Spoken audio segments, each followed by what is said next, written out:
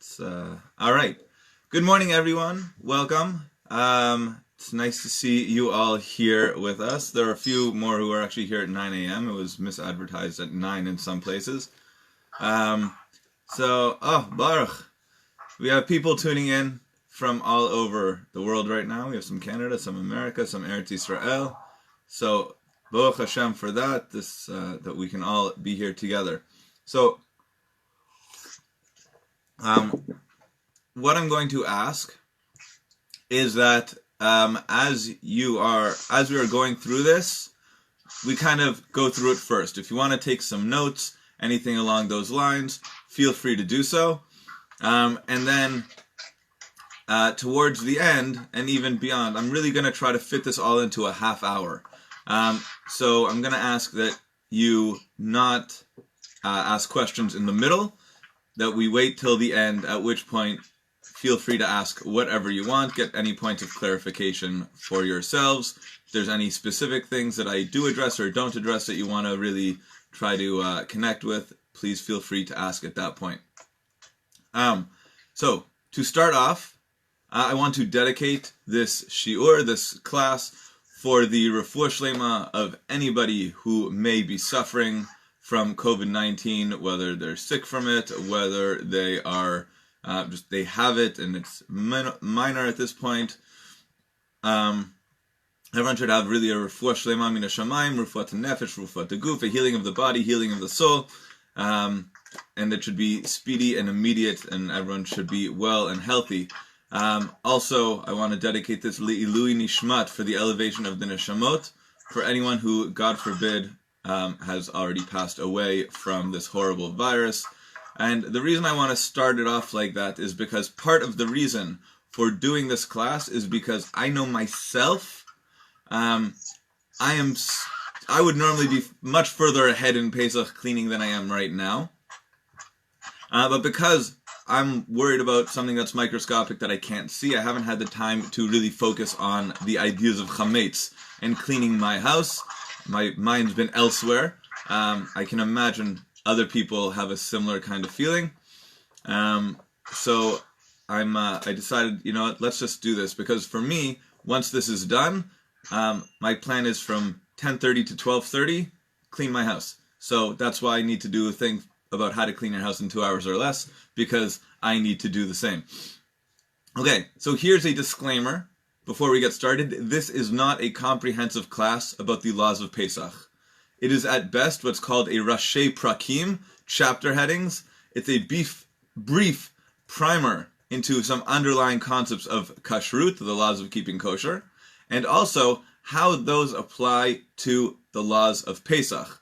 And by knowing some of these underlying concepts, we'll really be able to truly understand how cleaning for Pesach is actually incredibly straightforward. It's not something that requires weeks and weeks of effort. Also, I just want to clarify that the things that I'm going to say here, for the most part, are not a sha'at hadchak. They're not only for this year.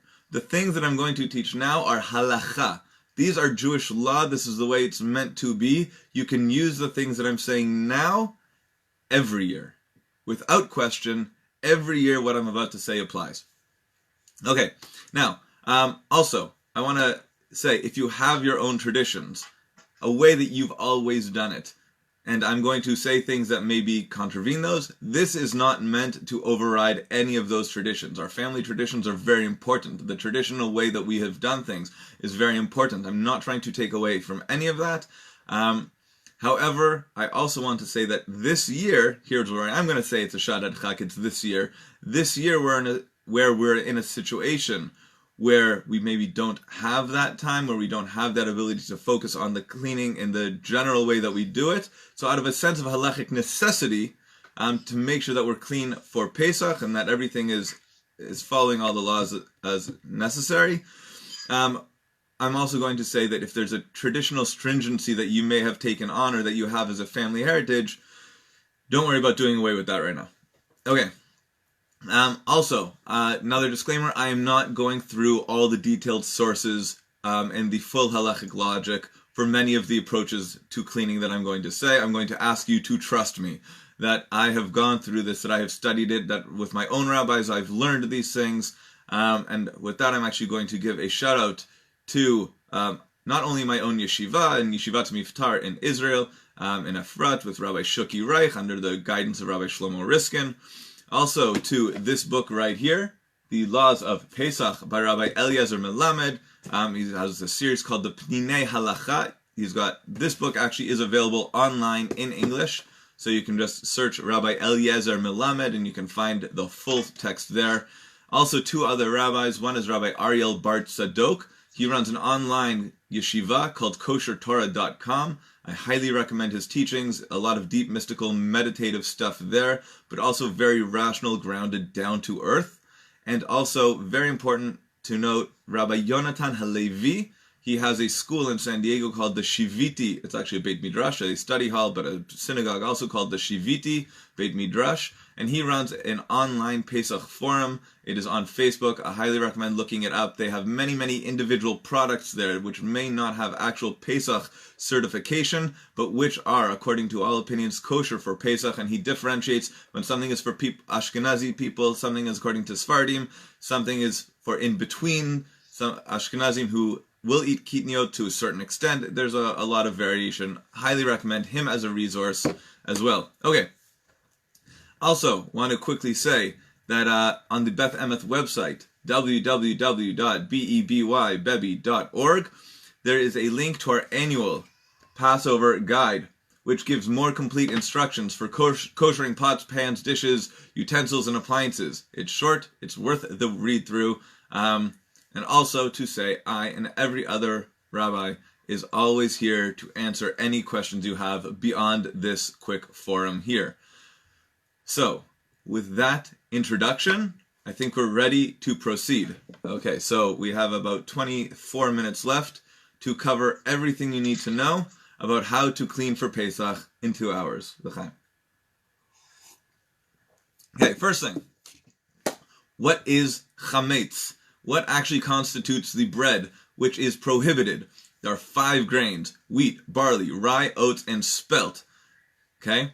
The prohibition in the Torah is for bal yira'eh and bal yematzeh. That means you should not see it and you should not find it. It should not be found within your house. That means we have an obligation to get rid of the chametz from our house. So what constitutes and qualifies as chametz? Something called a kezait, which means an olive's worth, right? If you have a piece of bread that is the size of an olive, that is considered chametz. Less than that is not considered chametz, which means that if you were to have a piece of olive-sized bread at your house that was a little bit dry, right? Take a little piece of pita that you left on your Shabbos table or whatever, right? And you crumbled it up into itty-bitty bits and you confettied it all over your living room, halachically, there is no chametz in your house. It doesn't count. We are not talking about crumbs. Crumbs are not chametz. Dust certainly is not chametz. Okay? There's one other thing that's prohibited on Pesach, which is called se'or. Right? Lo yimatzech se'or bichol moshvotechem. Se'or is a sourdough starter. Right? So if you have a sourdough starter in your freezer, that is something that would be called chametz. That is something that is prohibited to have and to own and to find over Pesach. So again, when it comes to our job, especially in this forum, is to get rid of chametz, actual chametz. And we have to get rid of it before Pesach. And so we can do that in a few ways. We can eat it, right? That's the best way. Eat the chametz in your house. We have a few more days left. Go for it, right? Another way, you can sell it, which we'll talk about in a little bit. And another thing is that you can give it away to a non-Jewish friend or neighbor as a gift. Here you go. It belongs to you now. I don't need it. Especially in this day where a lot of people are hoarding. A lot of people might feel that they are lacking. If you know any non-Jews who are lacking and you feel that you have an abundance, feel free to give it away. Now, when it comes to, let's say I different things that I have. If I have a closed food product in my house, for example, I have a new box of Cheerios in my house, I do not necessarily need to give that away, right?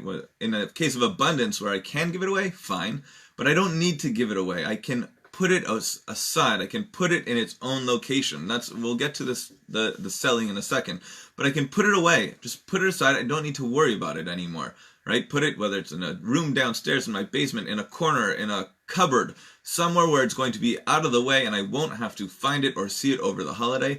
That is enough, especially when we combine it with the sale. When it comes to an open food product, let's say I opened a bag of cereal fairly recently and it is mostly full. You do not need to dump out that bag of chametz cereal. It is unnecessary. There is no reason to waste food. There's a prohibition of wasting food. Bal tashchit. It means you are not allowed to waste. And so we don't want to waste food. Again, if somebody has a bag of whatever and they want to throw it away, fine. Unnecessary to do. Now, what about bread in your freezer or anything chametz in your refrigerator that you may not be done with, right? So what can you do? Same thing. Just put it to the side. Take one shelf in your refrigerator, put all the chametz on that shelf. If you want to cover it up, you can, or you just know that that's your chametz and you don't touch it and you're going to sell it and it won't belong to you. It will just be there. You put it aside, out of the way, so you don't have to look at it. You don't have to think about it. And you know that's the chametz. I'm not touching it. Great. So this takes us now to the idea of the mechirat chametz, the sale of the chametz. Very important to remember. It works. This sale works. It might be a halachic leniency or kind of a loophole that we allow into the system to make our lives easier. But be that as it may, it works. And in case you haven't sold your chametz yet, there is a link on the Beth Emeth website. You can go onto the site, again, www.beby.org, and there's a link. You can go there, you can sell your chametz, you write out your name, you fill in your address, and on Wednesday morning, Rabbi Morrison will be selling all of the chametz. So if you have not done so yet, then you can go ahead and do that once this is finished. Now, again, any chametz you want to sell, put it in a specific place. Set it aside. Again, even in your refrigerator, set it to the side. Even in your freezer, set it to the side. Right? That's all you need to do. Now, you're only selling chametz. You're not selling your utensils or your dishes. That actually leads to many other problems when it comes to the buyback. I'm not going to get into it, but the chametz in dishes doesn't count as chametz. You don't need to sell that. You don't see it. It's not there, right? Just put them again to the side and you're done. Okay, now we have another reason all of this works, and especially with the crumbs, like the confetti that I was talking about before. It's because that we have a thing just before Pesach when we do the check, the bidikat chametz before Pesach.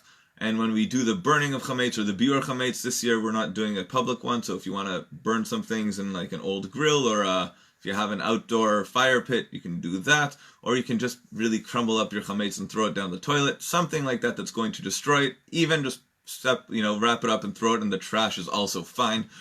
When we're doing that, we have a special declaration called a bitul chametz, a nullification of chametz. What that nullification of chametz does is it says any chametz that is in my possession that I have seen, that I haven't seen, that I know about, that I don't know about, it is now as dust and it is ownerless. Meaning that piece of Cheerio that is under my couch, it doesn't matter anymore. It is gone, right? It doesn't exist. And so after Pesach, when I'm searching for it, I think I might say this again later on, after Pesach, as I'm searching for it, as I'm just cleaning my house regularly, and I find that Cheerio, so I throw it away because it's just a piece of dust. And if you're eating the Cheerio from under your couch, gross. Anytime, gross. Okay. Now, all this is important as a very basic primer. But when it comes down to it, we have some Kashrut basics that we need to understand.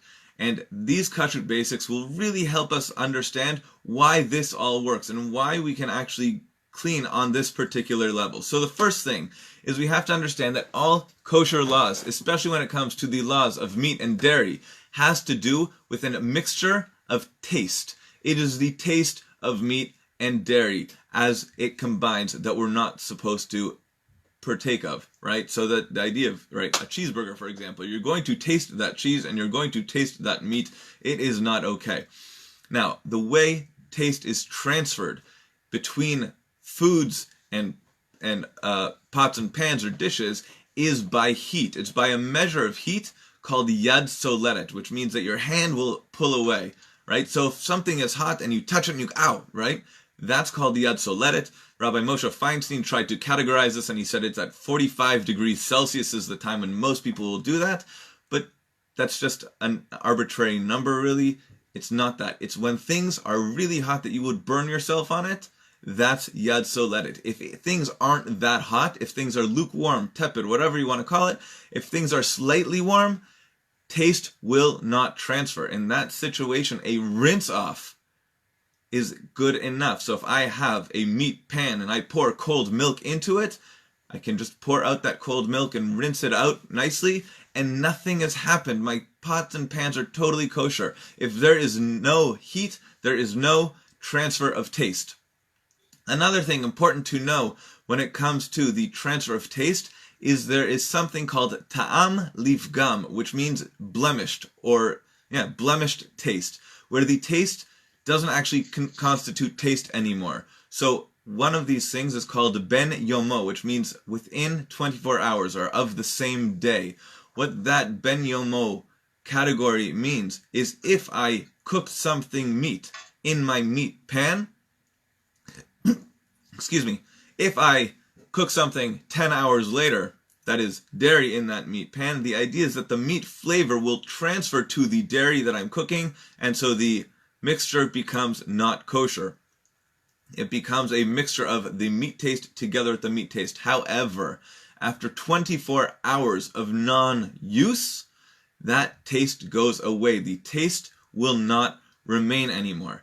Once the taste doesn't remain anymore, so if I now cook something dairy in that meat pan, I'm not recommending you should do this, you should not do this. We still have these harchakot, these distances from these things, but halachically, if you were to cook something dairy in that meat pan that had not been used for the last 24 hours, so your food is totally kosher, 100%.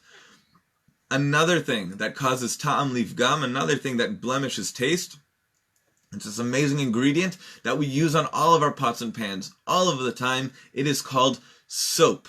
I don't know about you, I don't eat soap. I don't like the taste of soap. If I take a shower and I get a little bit of soap in my mouth, it is disgusting, and I'm trying to get that taste out of my mouth as much as possible. Soap blemishes all taste instantly. It just goes away. Meaning, foundationally, if you cook something, let it cool down, right, and then wash it out with soap, the ta'am is pogem. The ta'am is gone. The taste is gone. There can be no taste transfer. Another important halachic distinction we need to understand is that of ta'arovot, which means admixtures, the mixtures of meat and milk. And the idea is, if there's a famous ratio called 60-1, or 1/60th, which is if I have a massive pot of chicken soup, and I have my big stock pot of chicken soup cooking for Pesach, and I am walking by, and I'm going to make myself a cup of coffee, and as I open the coffee and put the jug down on the counter next to it, a drop of milk flies out and drops into that meat soup that is currently cooking on the stove. It is hot. It is meat, but it's a massive stock pot, and there is less than 1/60th of dairy that falls into it. It is 100% kosher. There is no issue anymore. This is a fully kosher food item, right? It is not considered a mixture. There's no taste that is transferred. Less than 1/60th does not count. It is called bitul. It is nullified. Just like our crumbs of bread that we nullified before, this will be nullified in the meat in the milk, or the milk in the meat. Okay. Now, when it comes to chametz before Pesach, not during Pesach. During Pesach, all chametz is prohibited. Before Pesach, the same concept applies. If 1/60th of an amount of chametz relative to the rest of the cooking falls into the whatever I'm cooking, it is nullified. The bread does not exist. Now, there is a fairly recent, I'm going to say it's within the last 150 or 200 years, there is a halachic stringency. It is a chumrah. It is something that is a stringency that was added later, called choser v'neur, which means it becomes awake.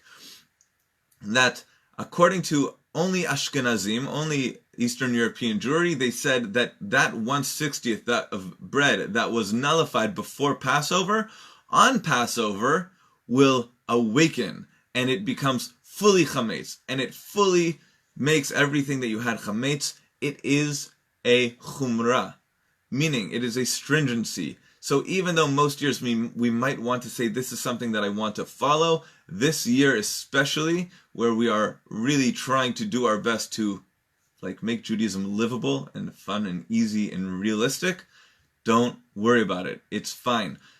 It doesn't exist. It is nullified according to Halacha, according to Torah. It is fully nullified. It is only a stringency. Now, on Pesach itself, any chametz does not nullify, they say, afilu be'elef, even if you have a 1,000th of an amount of chametz, because chametz on Pesach is fully forbidden.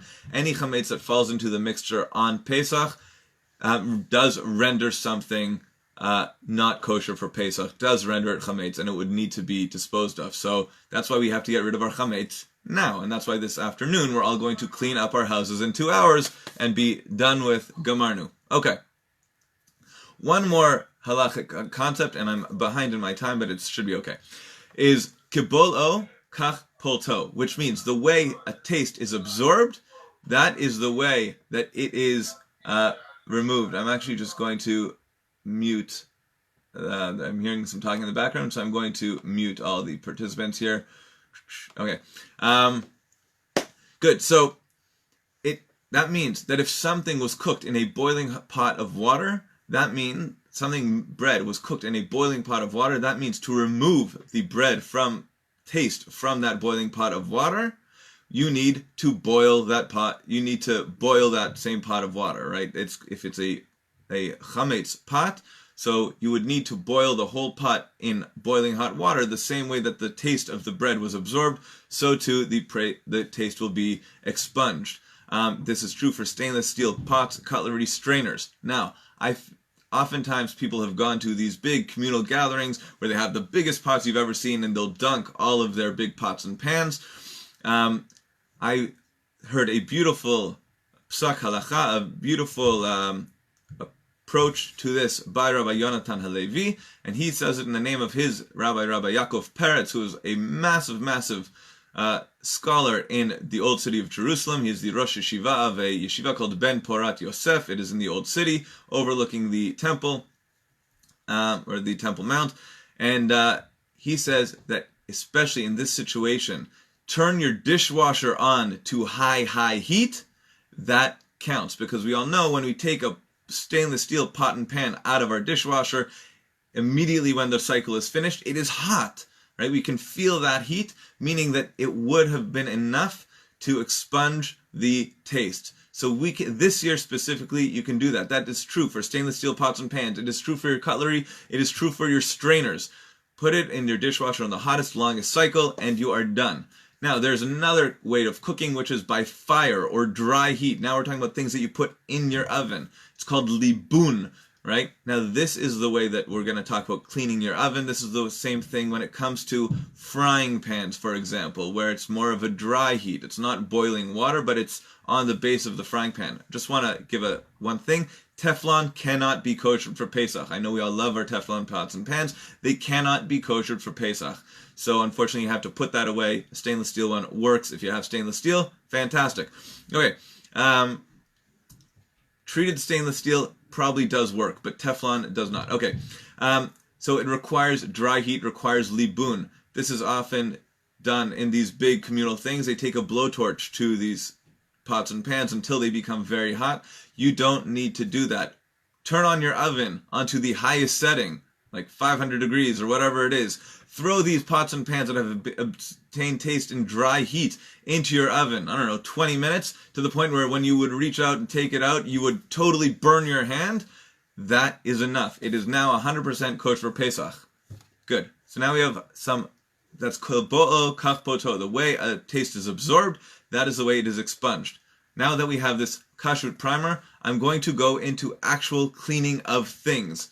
This is the stuff you've all been waiting for, and I can go through it again in a Q&A after I'm done my time. So I have about 5 to 7 minutes left here.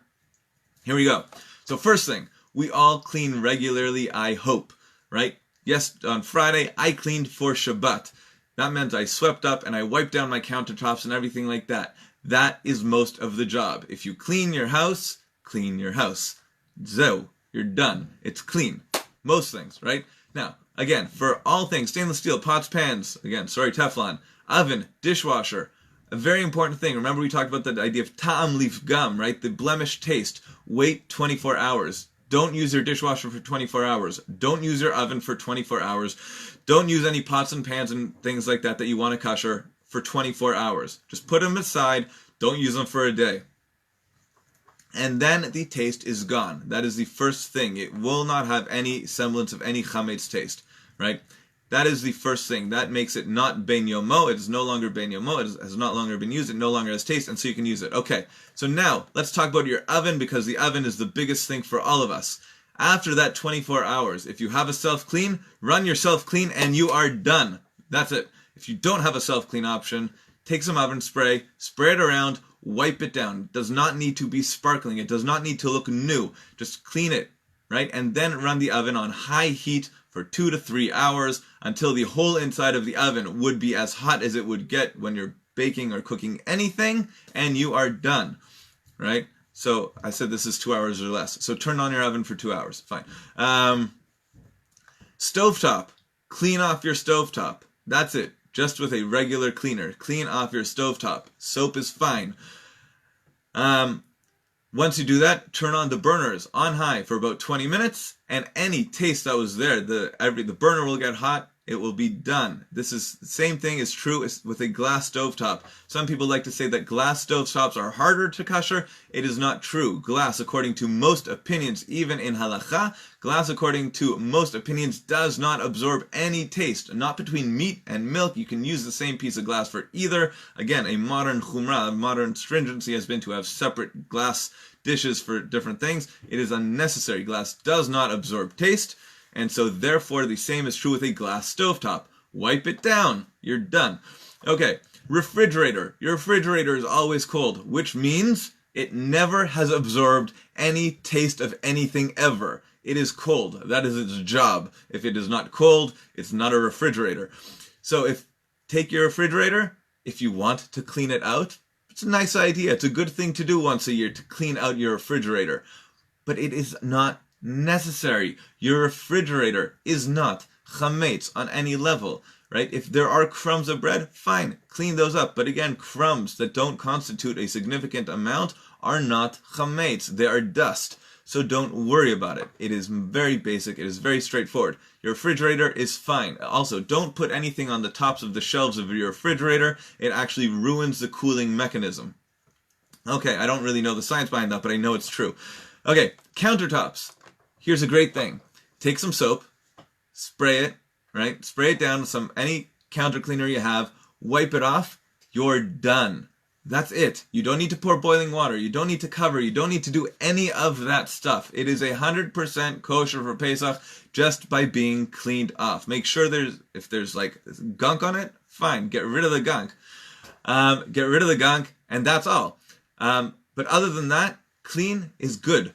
It's already kosher for Pesach. At that point, I could go through a whole thing about why your countertop will never be chametz, but it doesn't matter, especially if it's going to be 24 hours from the time that you've used chametz and had boiling hot chametz crumbs on your countertop, which really doesn't happen, and to touching something that's like mamash for Pesach on that exact same spot that's also boiling, it's not going to happen. So it's not a thing.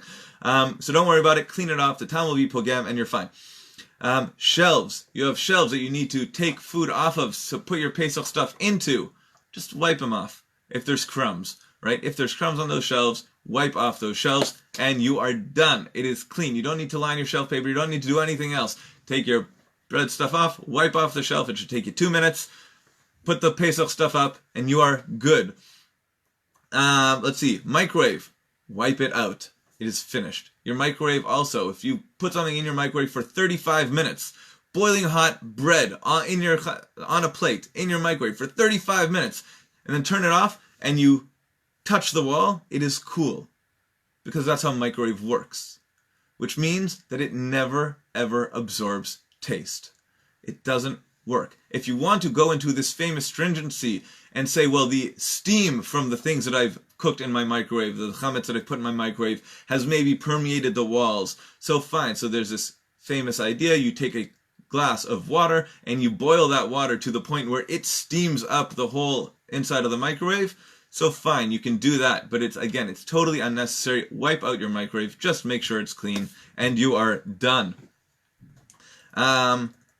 Sink. Your sink always has soap in it. Always. I wash my dishes with soap. I hope you wash your dishes with soap. If you are washing your dishes with soap, so good. Your sink is clean. Wipe it out. Clean it. Why? It's nice to have a clean sink. Clean your sink and you're done. You don't need anything else. You want to pour boiling water into it? Cool. When you're cleaning out your kumkum, your big, your hot water urn, right? So set it up, clean it out, pour boiling water and dump it out into your sink. Now you've gone extra lengths and you're extra clean. Let's see. There's no need. Again, just clean it. Dishwasher. Empty out your dishwasher. Make sure the trap is clean. For the most part, food particles on your dishes get broken up by dishwasher soap. It is incredibly corrosive and it goes down the drain. If there are food particles in the strainer, in the trap of your dishwasher, so clean that out. For the most part, they're not going to be there. Once that is done, turn on your dishwasher. I don't care what it's made out of. I don't care, right? Leave it for 24 hours. Run it on the hottest, highest, longest cycle it has. And your dishwasher is kosher for Pesach. Yes, your dishwasher can be kosher for Pesach. All right. And it's that simple. Again, if you're going to kosher pots and pans in your dishwasher, do it before you kosher your dishwasher, right? Do the pots and pans in the chametz dishwasher. Everything will become kosher, but then, again, do it a second time for the dishwasher itself. When it comes to your car, again, crumbs, dust, not chametz. If you have little kids and they're eating Cheerios in the backseat or whatever, go to your vacuum cleaner, vacuum it out, you're fine. You don't need to get into every nook and cranny. Anything that's in those little nooks and crannies is nullified. Don't worry about it. It's fine. If you find something later, throw it out. It's done. Dirt isn't chametz. Crumbs aren't chametz. And that's all. I'm done. This is my whole thing. I'm finished. Okay? Things I did not cover. I did not cover the kashrut of food. I did not cover the kashrut of citric acid, which is a very important ingredient in a lot of foods, that for many people, foods that have citric acid in them, they will be considered not kosher for Pesach, but I really do believe, and I think many people also believe, Ashkenazim, Sephardim for sure, agree that citric acid is not chametz. I agree with that. Food has citric acid. Vinegar. Vinegar is a major, major food ingredient in a lot of things. Wine vinegar, assuming it's kosher wine vinegar, it is kosher for Pesach. Rice vinegar is kitniot for some people, but it's a derivative. So for even Ashkenazim, most of the time we will permit it. Or nowadays especially, for sure, for years and years, kitniot derivatives are not considered kitniot. They are certainly not considered chametz. Apple cider vinegar. Last I checked, apples are not chametz. So you can use apple cider vinegar, regular kashrut.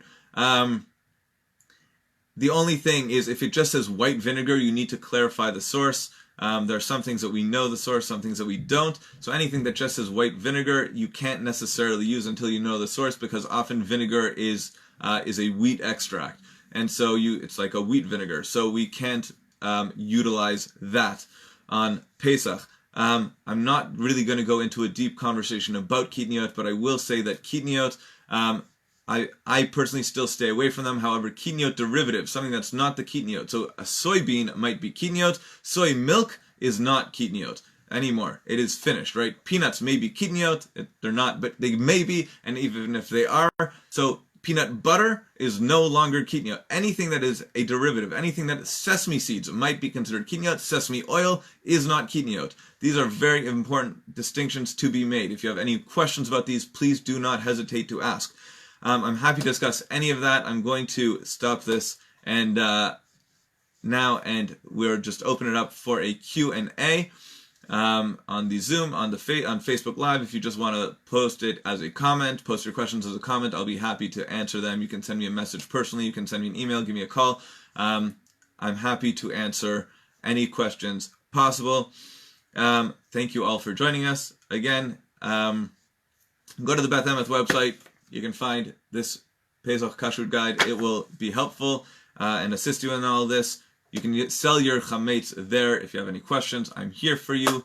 Thank you everyone for joining me. That has been, I'm sorry, I took a solid 33 minutes from the time that we actually started. So I went a little over time. Thank you all for joining me. Chag Sameach. Happy first. Kosher afterwards. Chag Sameach v'Kosher. Be happy.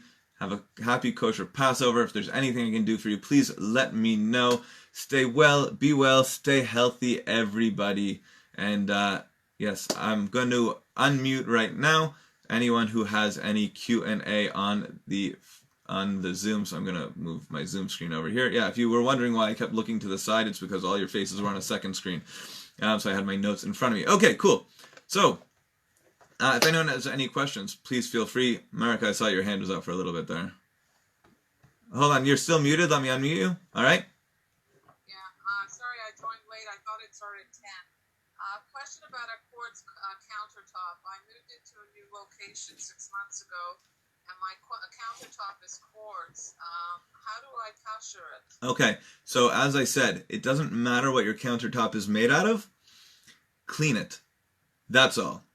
Just clean it. Make sure it's clean, and you're done.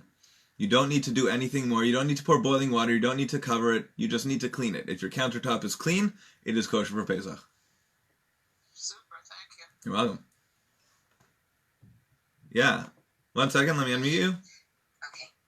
Yep. My question is about almond milk. Yes.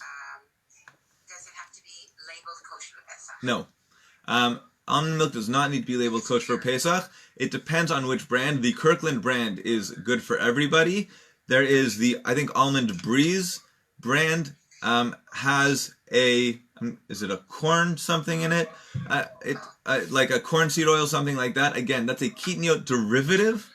It is not chametz under any circumstance, and even for Ashkenazim who don't want to eat kitniot, there is a very important distinction that can be made, in that when you actually look at what constitutes kitniot in halacha, the derivative of kitniot would not fall under that prohibition. So it is fine. All almond milk is fine for Pesach. Great. Anyone else? Yeah, Shoshana. Is there any thought about the new cleaners that they have now for dishwashers, that a fresh cleaner? A fresh cleaner. What's the difference? It's like it actually cleans the dishwasher. Like there's a tablet that you put in. Right. It actually cleans the dishwasher. Go for it. A regular dishwasher tab would be enough. Again, the soap would be pogem any taste. The soap would blemish any taste that is there. So once you run this full cycle on hot heat with soap in it, it is clean 100%. Right? You don't need that extra cleaner, but it's always nice to have a clean dishwasher. So, why not? All right, hold on. Yes. What about the regular dishwashing? All good. Like those little cubes. So, all good. All good. It's soap. It's fine. It blemishes it. Okay. All right, America.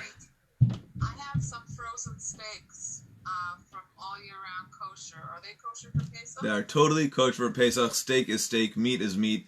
It does not need any special kosher for Pesach. The only time where there might be a question with meat is grain-fed chicken being purchased on Pesach, right?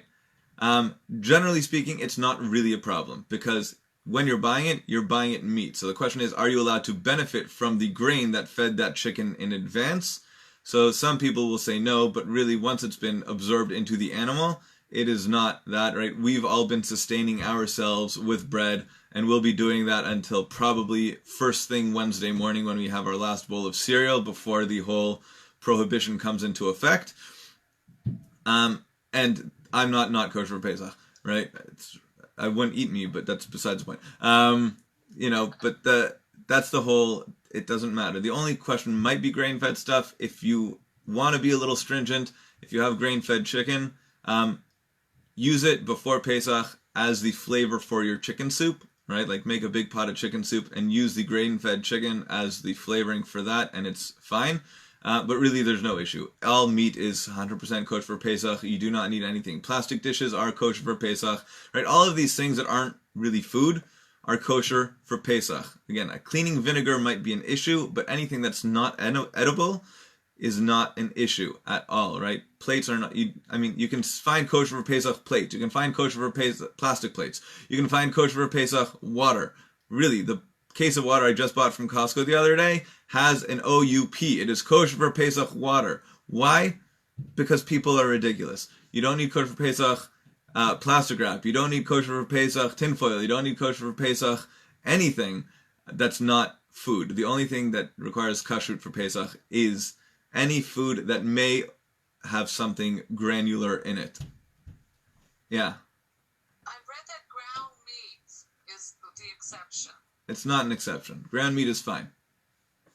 It's the only question with ground meat again is, was it ground together with bread? But it was not ground together with bread. I've seen them put meat in a meat grinder. They just grind it the way it is. And if they have used that meat grinder in the past to grind up like a schnitzel, like they had schnitzels and they want to turn it into a ground schnitzel, right? For the most part, they're going to clean it out between things. And also, again, the quantity of bread that might exist, like flour that might exist on the outsides of that meat grinder as they put the meat through. First off, they do mostly clean these things. But if there was a little bit left, it's going to be nullified in a 60-to-1 ratio, right? Unless you're buying specifically like a hamburger ground meat that was pre-formed where they might use flour in it to do that. So that would be something different, but that's not what we're talking about. We're talking about when you're just buying fresh ground meat. That would be fine. Anything that's pre-packaged, like pre-made, anything where you're just throwing it in the oven, yes, that would probably need a kosher for Pesach. But just straight out a package of ground meat from Shefa or Marvit or wherever is fine. All right, anyone else? Questions right now? We good? All right, so it looks like everyone's good here. So if you have any more questions, feel free. If you need a review of this, I was also doing this on the Facebook live stream on the Beth Emeth Facebook page. So you can go to the Beth Emeth Facebook page. It's facebook.beby.toronto. It'll take you directly to the Beth Emeth Facebook page, or you can go to the Beth Emeth website, beby.org, to get all that other information. There will be links to the Facebook page there, and this video will be there as well, so you can get yourself a refresher there. I think we're good. Everyone? Good? Fantastic. Chag Sameach v'Kosher again. And any questions, I'm here. Feel free to give me a phone call. I'll give you my mobile number. You can call me anytime, 647-207-0045. Feel free to call me with your Pesach questions. The other rabbis also very happy to help with any Pesach questions. Resources are available, again, on the Beth Emeth website. This is a good book, even though it's written for a regular year, not a COVID year. So it does have some extra stringencies in it. If you're a member of Beth Emeth, you probably have one at home. It's still available on the website in case you can't find yours, or it accidentally found the recycle bin. I don't know, that happens sometimes. There's also the core catalog and the OU catalog and the MK catalog. They're all around and out and about, and so if you have one of those, you can also use those as resources.